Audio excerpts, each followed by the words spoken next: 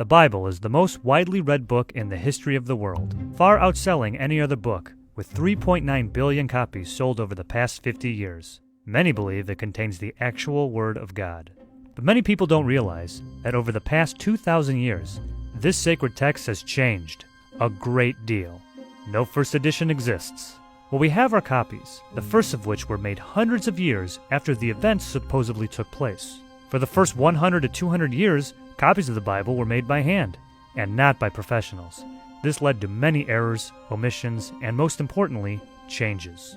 Here are the three biggest. The earliest manuscripts of the Gospel of John did not include Jesus challenging the mob that was about to stone a woman by saying, "Let any among you who are without sin cast the first stone." In fact, the story was inserted into the book of John somewhere around 200 to 300 years later. Bill Warren, scholar at the New Orleans Baptist Theological Seminary, told NPR, "The early church canonized books and not stories. So when it had authentic stories from Jesus in the oral tradition, they had to find a way to put it in the text." In the Gospel of Mark, we learn about how Jesus rose from the tomb on the third day and appeared to various people, including his disciples. In original manuscripts of Mark, this part of the story is nowhere to be found. Warren says scribes were seeing the other Gospels with resurrection stories, so they felt adding a resurrection story in Mark would round out the text better.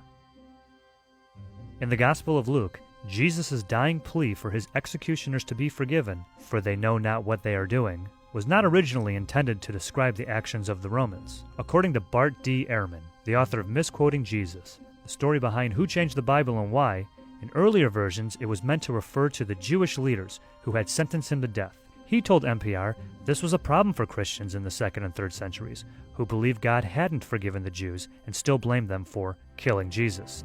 So it was taken out, only to be added centuries later and changed to reference the Romans. As recently as the 1940s, when the Dead Sea Scrolls were found, we discovered a version of the Old Testament containing alternate versions of various books, including the Book of Samuel.